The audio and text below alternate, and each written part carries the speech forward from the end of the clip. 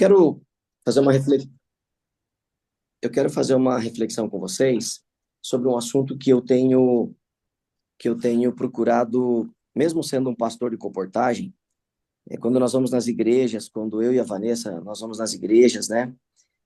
Nós somos convidados para alguma programação, alguma atividade, principalmente eu que visito todas as igrejas, ou uma igreja a cada sábado, todos os dias estou pregando todo sábado, todo domingo, toda quarta-feira pregando uma igreja diferente, né? A tendência, às vezes, de um pastor, quando ele prega em várias igrejas diferentes, assim, é que ele pregue sempre a mesma mensagem, né? E a tendência da correria nossa, do dia a dia, é que, às vezes, a gente procure fazer algo, assim, que seja mais cômodo, mais prático. Mas eu tenho buscado sempre conversar com Deus e clamado a Deus para que eu possa falar aquilo que a igreja precisa ouvir, né? Então, o pastor sabe muito bem aí que nós temos nossos sermões preparados. E a grande preocupação que eu tenho todo sábado, todo domingo, toda quarta-feira, o que Deus deseja que eu fale para que essas pessoas possam realmente sair desta igreja diferentes? O que o Espírito Santo gostaria de falar para essas pessoas? Então, o assunto que eu vou falar para vocês é um assunto que eu tenho estudado já há um bom tempo, há mais ou menos 9 anos. Um dia eu vou contar, talvez, numa outra oportunidade para vocês, o porquê que eu vou pregar esse assunto para vocês. Eu não tenho tempo de contar dentro dessa introdução tudo o que aconteceu, mas fato é que há 9 anos eu clamo o batismo do Espírito Santo todos os dias.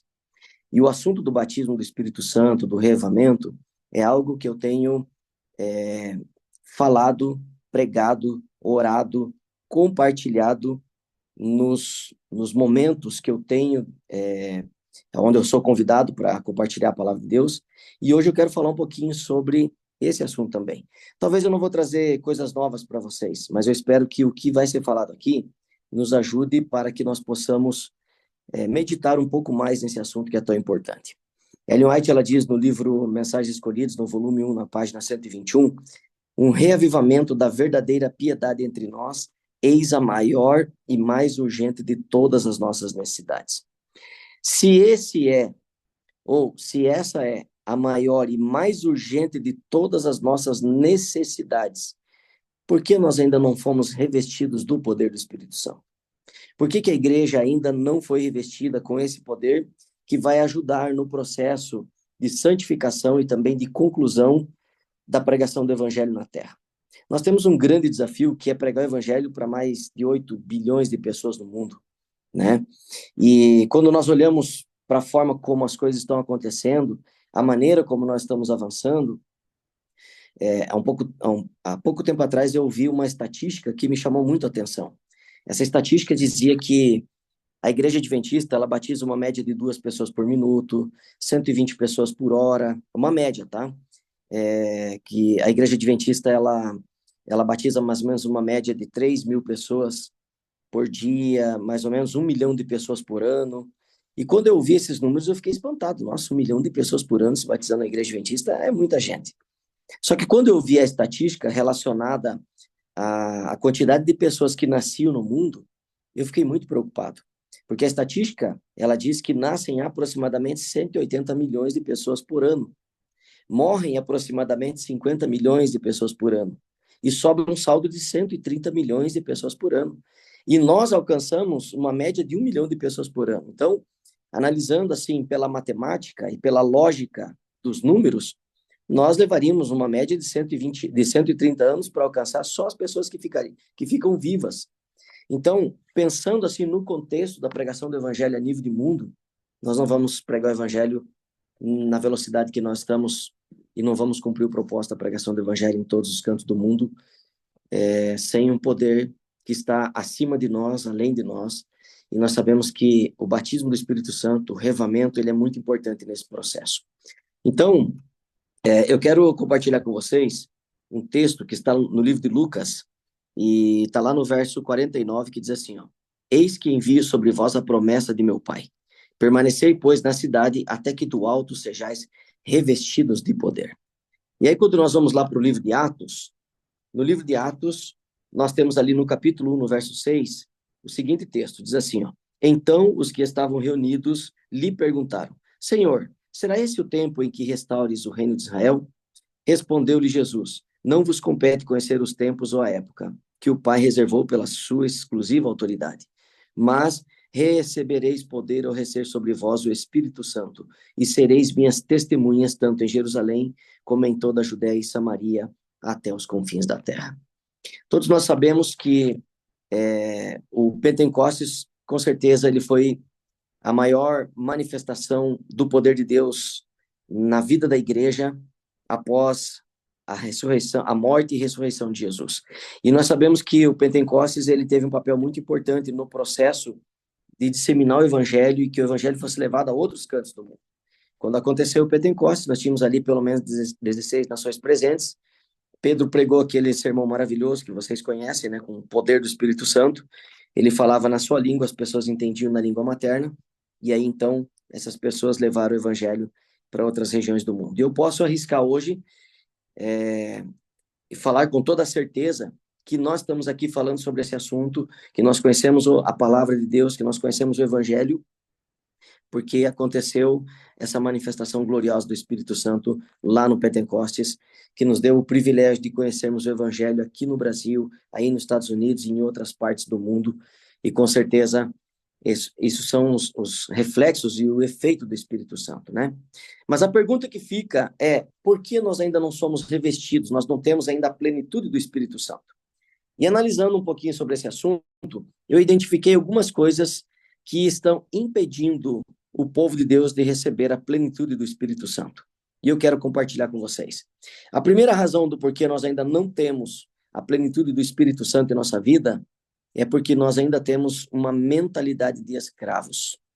Quando nós lemos o livro de Números, lá no capítulo 11, a partir do verso 4, nós temos aquela história em que o povo de Israel questiona Moisés e diz assim, Moisés, você nos tirou da terra que mana leite e mel. Você nos tirou do Egito e nós temos saudade lá dos melões, dos alhos, das comidas do Egito. Moisés, você cometeu um grande equívoco conduzindo esse povo até aqui. Você nos trouxe para morrermos aqui quando nós estávamos na terra que mana leite e mel. Então veja, Deus tentando libertar o povo de Israel da escravidão do Egito. O povo estava próximo, né, da concretização dessa promessa, mas agora o povo olha para Moisés e diz assim, ó, nós queremos voltar para o Egito. Então, nós estamos talvez hoje na condição espiritual da mesma forma como o povo de Israel. Estamos no deserto, perto de Canaã, mas o nosso coração está onde? Está no Egito. Está na comida do Egito, nos costumes do Egito, nós queremos as luzes do Egito, porém Deus está nos mostrando que nós não somos dessa terra, nós não fomos criados para vivermos no Egito. E o grande problema, eu moro numa capital aqui no Brasil, todos vocês aqui talvez já ouviram falar que Curitiba é uma capital, uma das melhores capitais do Brasil e do mundo, né? Para se viver, é um lugar muito bonito, muito limpo, muito organizado, e realmente é muito bom morar aqui em Curitiba.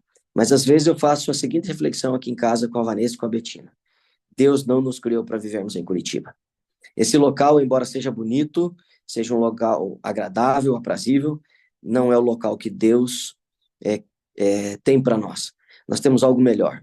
E às vezes eu faço o culto com a Betina, minha filha aqui, junto com a Vanessa, e eu começo a tentar levá-las a imaginarem como vai ser a vida na Nova Jerusalém, na Cidade Santa, como vai ser a vida e às vezes eu leio o texto lá de Apocalipse, a descrição das pedras preciosas, e eu começo a tentar imaginar aquele cenário, como vai ser a vida ali. Eu pergunto para Betina, Betina, o que você quer fazer no céu quando você chegar lá com Jesus? E aí a gente começa a conversar sobre esses assuntos, sabe? Por que nós fazemos isso? Esse é um exercício de fé para entendermos que, embora nós estamos morando numa cidade maravilhosa, nós temos algo melhor que Deus já preparou para nós. E que está pronto, está apenas esperando o momento certo para regressar e para nos buscar, nos levar para esse local. Então, a minha oração, e a oração que eu faço todos os dias, é que o Espírito Santo, ele me ajude a entender que eu não fui feito para essa terra. E quando eu tenho essa visão, eu não quero voltar, eu quero apenas continuar avançando, olhando para frente, olhando para cima. Mas é um exercício de fé. E às vezes, quando a gente termina o culto, a Betina olha assim, pai, vai demorar muito? Sempre quando ela quer alguma coisa que ela gosta muito, ou que ela está ansiosa para que isso aconteça, ela faz essa pergunta, pai, vai demorar muito? Então, o desejo que eu tenho é que todos nós, nessa manhã, possamos refletir nisso e pedir para que o Espírito Santo nos liberte da nossa mentalidade de escravidão, de escravos. Eu não fui criado para viver nessa terra. Eu não fui criado para viver no Egito. Eu não fui criado para morrer no Egito, mas também não fui criado para regressar ao Egito. Então, que o Espírito Santo ele nos ajude para que a nossa mentalidade de escravo se torne agora uma mentalidade de povo liberto, de um povo que sonha e almeja com coisas maiores. Então, a primeira razão do porquê nós ainda não temos a plenitude do Espírito Santo em nossa vida é por conta da nossa mentalidade de escravos. Que o Espírito Santo nos liberte e nos ajude para que ele possa fazer uma transformação. E assim como o apóstolo Paulo disse lá no livro de Romanos, no capítulo 12, verso 2, que essa transformação, essa renovação da nossa mente, ela aconteça todos os dias. E a oração que eu faço aqui em voz audível, todas as manhãs, quando eu faço o culto com a Betina e a Vanessa, embora eu faça a minha oração individual e já clamo o batismo do Espírito Santo para mim, para a Betina e para a Vanessa, eu peço uma restauração do Espírito Santo do meu coração e da minha mente. Eu sempre falo para a Betina, Betina, nós vamos orar pedindo o batismo do Espírito Santo, pedindo para que ele restaure o nosso coração e a nossa mente. Que o Espírito Santo faça isso em nós nesse dia, tá bom? Segunda razão do porquê nós ainda não temos a plenitude do Espírito Santo e o batismo do Espírito Santo e o revamento, espírito de oração fraco ou inexistente. E de uma maneira muito simples, nós não temos porque não pedimos. Não temos porque não clamamos. Interessante é que Satanás ele vai tentar manter-nos ocupados para não buscarmos fervorosamente e insistentemente a plenitude do Espírito Santo. Nós temos hoje igrejas cheias de pessoas vazias do poder de Deus, igrejas de gigantes intelectuais, mas igrejas com pigmeus na comunhão e no relacionamento com Deus. E eu fiquei muito feliz, como eu falei para vocês, e não estou aqui rasgando seda para ninguém aqui, nem não é o propósito, né, do momento, mas realmente eu fico muito feliz quando eu ouço e vejo grupos se reunindo para buscar o poder de Deus. Se nós exercitarmos isso e praticarmos isso, nós vamos começar a contagiar outras pessoas. E aí, esse que era um movimento pequeno, como disse a irmã Roseli, que começou grande, depois ficaram 5 pessoas, eu acho que foi essa a história, pelo que ela me contou aqui, né? Ou começou com 5 pessoas, hoje tem mais de 50 pessoas, vai começar a contagiar outras pessoas, e dessa forma teremos um grande movimento de busca pelo poder de Deus. Olha o que Ellen White diz no livro Grande Conflito, na página 519, ela diz assim, ó, Satanás bem sabe que todos quantos ele puder levar a negligenciar a oração e o exame das escrituras serão vencidos por seus ataques. Portanto, inventa todo o artifício possível para ocupar a mente. A oração, ela é a respiração da alma, como Ellen White diz. E Satanás sabe que um dos meios, uma das formas do povo de Deus ser revestido pelo poder do Espírito Santo é clamar a presença do Espírito Santo. E Satanás ele tem medo, ele treme diante de uma oração fervorosa, diante de um servo de Deus que se dobra na presença, se curva na presença de Deus e clama o poder de Deus. Então, que eu e você nós possamos pensar. E essa semana eu estive fazendo uma reflexão a respeito do meu ministério, da minha vida. E eu vou dizer para vocês, eu confesso, não tenho vergonha de dizer para vocês, que às vezes as atividades do ministério, a demanda de viagens, de correria, me prejudica nesse sentido. E eu firmei um propósito com Deus. Eu preciso ter mais tempo para oração. Eu preciso colocar isso na minha agenda. Eu preciso ter momentos. E há um tempo atrás eu estava ouvindo o Pablo Marçal falar uma coisa interessante. Ele estava dizendo numa das palestras que ele fez aí, nesse período que estava ali, aquele movimento de política, enfim, daí surgiu um monte de vídeos que chegavam até a gente. Chegou um videozinho dele falando que ele tinha um relógio e que esse relógio, a cada hora, ele colocava para esse relógio dar um sinal e lembrar ele que ele tinha que tomar água. E aí eu fiquei pensando, por que a gente não faz isso? Não coloca o relógio, ou o celular, ou o despertador, alguma coisa assim, para a gente ter momentos de oração durante o dia, parar um pouco, dar uma desacelerada e exercitar a oração durante mais períodos do dia, né? Então, talvez nós estamos precisando olhar a nossa agenda e colocar na nossa agenda mais momentos de oração. Mais momentos de oração, mais poder do céu. Nós sabemos que quanto mais oração, mais poder. A igreja de Deus precisa do poder do céu. E esse poder ele só vem através da oração, né? A terceira razão do porquê nós ainda não temos o poder do Espírito Santo, ou nós ainda não temos o avivamento na sua plenitude, é porque nós perdemos o senso de urgência. E Satanás, ele sabe muito bem disso. E o que ele faz? Ele tenta distrair o povo de Deus, e nessa distração, ele neutralizou o senso de urgência na igreja. E quando nós olhamos para a igreja primitiva, nós começamos a fazer uma comparação da igreja hoje, do que nós somos, o desafio que nós temos da pregação do evangelho, e o que era a igreja primitiva, como os apóstolos, os primeiros cristãos, eles pregavam o evangelho com a intensidade que eles pregavam, a forma que eles pregavam, a visão que eles tinham.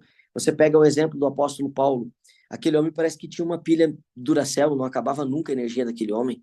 Ele ia para um canto, era açoitado, era apedrejado, era perseguido, naufrágio, não interessava a situação, a circunstância. Paulo pregava o evangelho, e quando ele escreveu para os Tessalonicenses, falando sobre a volta de Jesus, vocês lembram do texto bíblico, ele diz: portanto, o Senhor mesmo, dada a sua palavra de ordem, ouvida a voz do arcanjo, ressoada a trombeta de Deus, descerá dos céus, e os mortos em Cristo ressuscitarão primeiro. Depois nós, os vivos, os que ficarmos, seremos arrebatados juntamente com eles para o encontro do Senhor nos ares, e assim estaremos para sempre com o Senhor.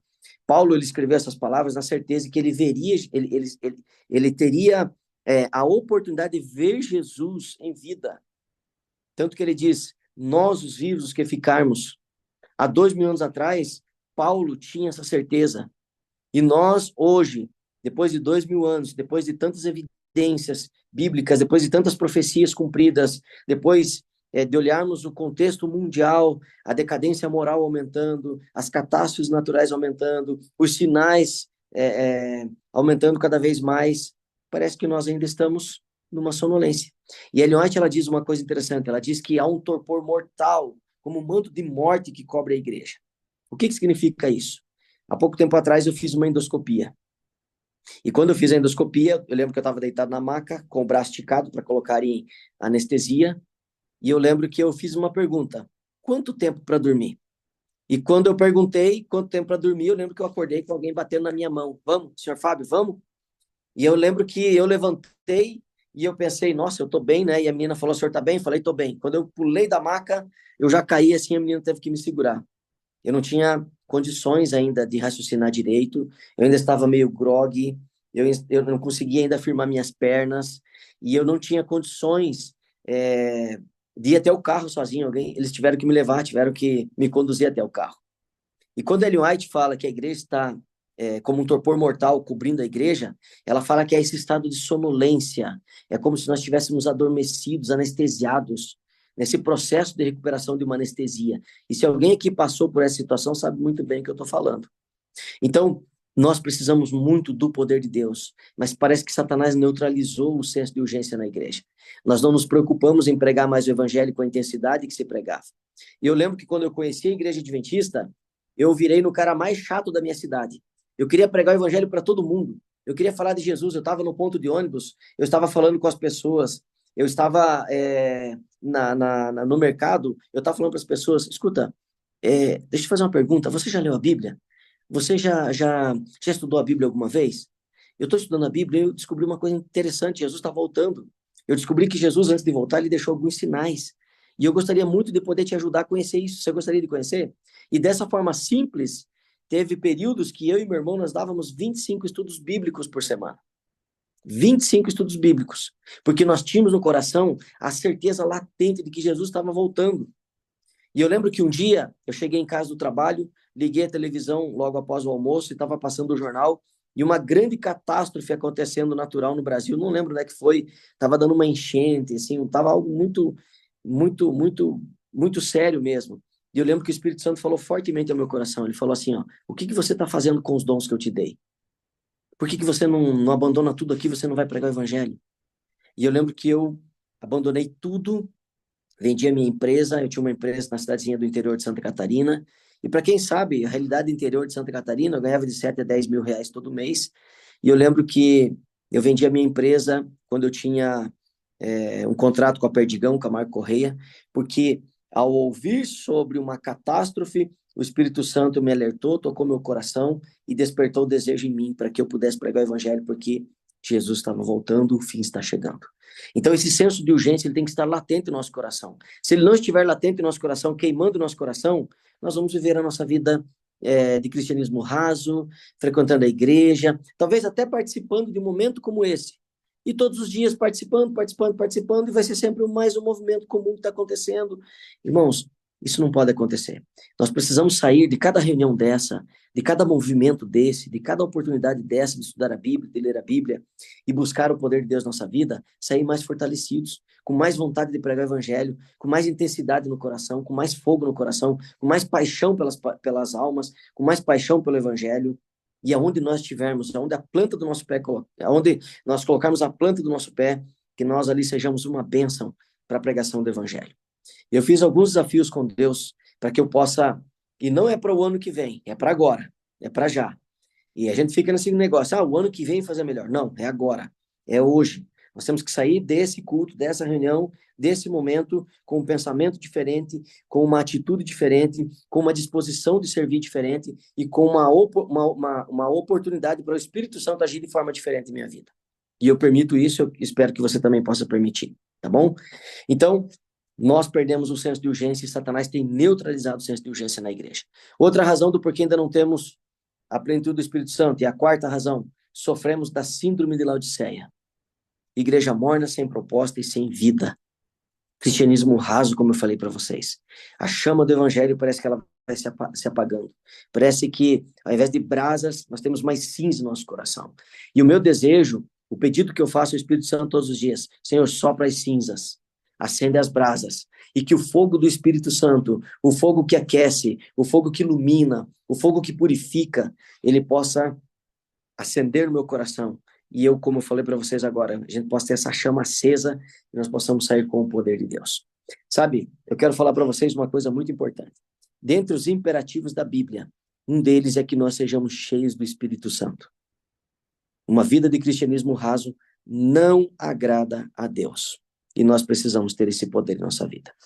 Quinta razão do porquê nós não temos ainda o poder do Espírito Santo em nossa vida. Somos orgulhosos espiritualmente. E teve um irmão aqui no começo que ele me perguntou se eu conhecia o pastor Luiz Nunes. Eu terminei a minha faculdade de teologia, eu fiz minha faculdade de teologia lá na Bahia, na antiga FADBA, hoje UniAN. E eu lembro que na Faculdade Adventista da Bahia, a FADBA, nós tínhamos um professor chamado Luiz Nunes. E o professor Luiz Nunes, ele sempre falava uma coisa interessante para nós. Ele dizia assim, vocês querem ser bons pastores? Então reconheçam todas as manhãs que vocês não são nada. Reconheçam todas as manhãs que vocês merecem da graça, vocês necessitam da graça, da misericórdia, e que o fato de vocês serem pastores, terem um título de pastor, não garante nada perante Deus. Muito pelo contrário, aumenta ainda mais a responsabilidade de vocês perante Deus. E todas as manhãs eu dobro o meu joelho e falo, Senhor, eu sou um nada, um miserável, um pecador nojento, desgraçado, mas que o Senhor insiste em usar. Então, por favor, Senhor, faça uma obra de transformação no meu coração. Se existe alguma coisa referente ao orgulho, ou orgulho espiritual, que o Senhor tire isso de mim, que o Senhor restaure a minha vida, restaure o meu ser, o meu coração, restaure o meu ministério. Me abençoe para que eu seja uma pessoa com os ouvidos atentos a ouvir a voz do Espírito Santo, e acima de tudo, Senhor Deus, que eu seja um servo submisso, humilde. Você já ouviu falar na expressão dura cerviz na Bíblia? A expressão dura cerviz é aquela pessoa que não se curva, que não se rende. Então, essa dura cerviz, muitas vezes faz com que o povo de Deus não sinta a necessidade de buscar o poder de Deus. E acho que tudo está bem. Então, nós precisamos cuidar, porque Satanás ele trabalha de duas formas. A primeira, ele vai trabalhar dizendo que você não merece porque você é pecador. Não adianta você pedir perdão, não adianta você orar, não adianta você buscar o batismo do Espírito Santo, porque amanhã você vai estar pecando de novo, amanhã você vai estar errando, e ele vai estar jogando sempre isso em você. Ele vai estar jogando os erros do passado, ele vai estar falando sobre os seus defeitos de caráter, ele vai estar sempre trabalhando dessa forma. E a segunda forma que ele trabalha é a forma da autossuficiência. É você achar que está tudo certo, que não está nada errado, e você vai tocando a tua vida no piloto automático de uma maneira rasa. Então, nós precisamos muito do poder do Espírito Santo para que ele nos livre, então, dessa autossuficiência espiritual, tá? E como disse o pastor Luiz Nunes, que nós possamos reconhecer todos os dias que nós não somos nada. Nós precisamos da graça do Senhor Jesus. A sexta razão do porquê nós ainda não temos a plenitude do Espírito Santo, nós não frutificamos. Não frutificamos. Como assim, pastor? Eu vou ilustrar para vocês. Na oração sacerdotal, Jesus ele fez um pedido lá no capítulo 17 de João, no verso 20. E ele disse assim, ó, oro não só por esses, mas por todos quantos vierem a crer em mim por intermédio da minha palavra. O que João está falando aqui? João está falando o seguinte, Jesus ele estava orando pela igreja que estava nascendo, a igreja nascente, a igreja emergente, a igreja primitiva, a igreja apostólica.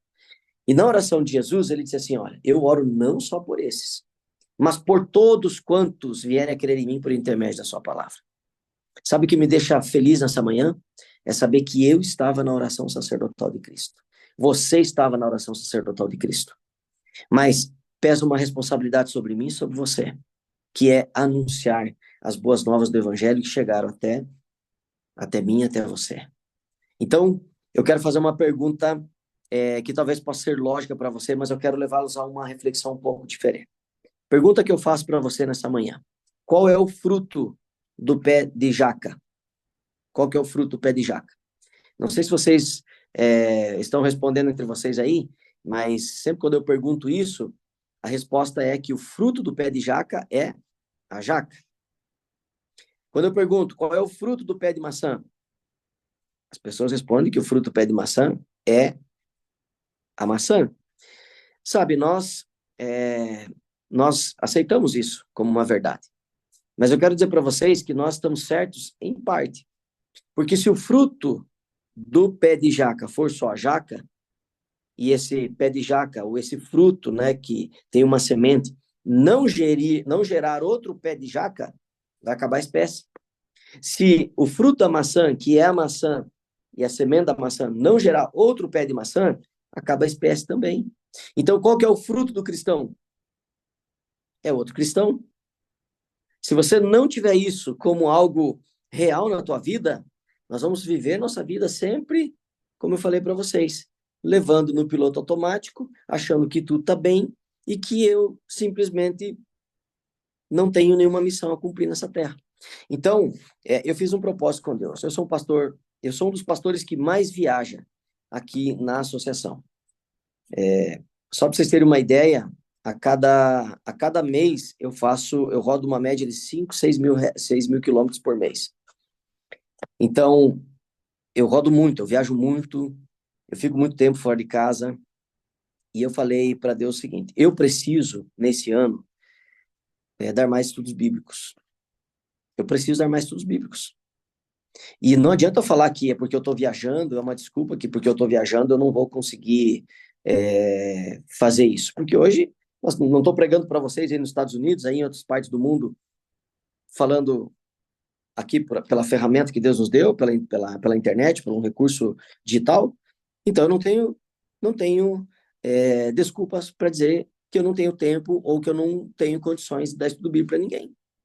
Eu preciso frutificar, porque a oração de Jesus, na oração sacerdotal, o desejo de Jesus foi esse. Senhor, abençoe esse, mas abençoe os que vêm e os que ainda vão vir. E que esses que estão aqui, eles possam frutificar. E os que virão, eles possam frutificar também.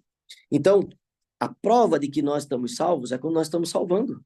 A prova que nós temos o poder de Deus na nossa vida é quando nós estamos compartilhando disso com as pessoas. Então, nós precisamos frutificar, ok? George Whitefield, ele disse certa vez o seguinte, é melhor gastar-se do que enferrujar-se. Então, que nós possamos ter o poder do Espírito Santo em nossa vida, para que nós possamos frutificar. E lembro do meu chamado, quando eu falei para vocês que eu estava assistindo a televisão, ouvindo os noticiários, ali naquele momento o Espírito Santo tocou meu coração, dizendo, o que você está fazendo com os talentos e os dons que eu te dei? Você está enterrando os dons e os talentos que eu dei para você? Você precisa agora sair daqui e pregar o evangelho. Você precisa fazer mais, porque eu quero que você faça mais. E quando você entender isso, e você deixar o meu plano acontecer na tua vida, você vai ser feliz. Confesso, irmãos, que hoje eu poderia ter menos cabelo branco, mais cabelo e talvez mais dinheiro na conta. Porque, confesso para vocês, na época Camargo Corrêa queria fechar um contrato comigo de 25 anos para eu fazer uma obra no Pará, onde eu ia ganhar muito dinheiro mesmo. E foi bem nesse período em que o Espírito Santo tocou meu coração para que eu abandonasse tudo. Eu vendi a estofaria que eu tinha, vim para Curitiba, me tornei comportor aqui dentro, sem nunca ter colocado os pés aqui em Curitiba. Depois me tornei um assistente de comportagem aqui em Curitiba. E depois eu fui estudar teologia. Hoje eu sou um pastor de comportagem. Estou aqui. Hoje, se eu fosse trabalhar com a visão administrativa que eu tenho, com a visão de liderança que eu tenho, com tudo que eu aprendi, a bagagem que eu tenho, talvez eu ganharia muito dinheiro em algumas instituições aí afora. Mas entendendo o meu chamado e a minha missão, hoje eu sou muito feliz fazendo o que eu faço. E eu louvo a Deus por isso. Mas aí você fica se perguntando, mas eu preciso ser pastor? Não, você não precisa ser pastor. Faz o que você pode fazer de melhor aí na tua região, no local que você está, na cidade que você está, no país em que você está, no trabalho, no círculo de amizades que você tem. Para a tua família, quantos de nós aqui temos pessoas na família que ainda não são adventistas? A gente tem orado por essas pessoas, tem se preocupado com elas, tem se preocupado com a salvação delas. É isso que o Espírito Santo precisa fazer em nós. É causar esse chacoalhão, esse despertamento em nós, para que nós possamos almejar, fazermos mais para Deus, tá bom? Então, essa é a sexta razão. E por último, nós não temos a plenitude do Espírito Santo e o batismo do Espírito Santo, porque nós não temos o Espírito Santo. Simples assim. E eu quero compartilhar aqui alguns textos do Espírito e Profecia, só para vocês terem uma noção. Olha o que Ellen White fala a respeito desse assunto. Conselhos para a Igreja, na página 101, ela diz assim, ó, a promessa do Espírito é assunto em que pouco se pensa, e o resultado é o que se espera. Aridez, trevas, decadência e morte espirituais. Assuntos de menor importância ocupam a atenção, e o poder divino que é necessário ao desenvolvimento e à prosperidade da igreja, e que traria após si todas as outras bênçãos, esse falta com quanto oferecido em sua infinita plenitude. Que texto extraordinário esse texto. A promessa do Espírito Santo é algo em que pouco se pensa, pouco se fala. E assim, ó, por isso que eu falei para vocês que há 9 anos atrás eu comecei a orar e buscar o batismo do Espírito Santo. E como pastor de comportagem, eu poderia ir nas igrejas contar história de comportagem, que são histórias maravilhosas, extraordinárias.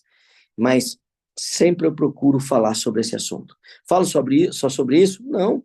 Eu falo sobre revamento, eu falo sobre mordomia, eu falo sobre família, eu falo sobre a história da igreja, eu prego sobre motivação para os meus comportores estudantes, mas sempre eu envolvo a pessoa e a presença maravilhosa do Espírito Santo, o poder do Espírito Santo.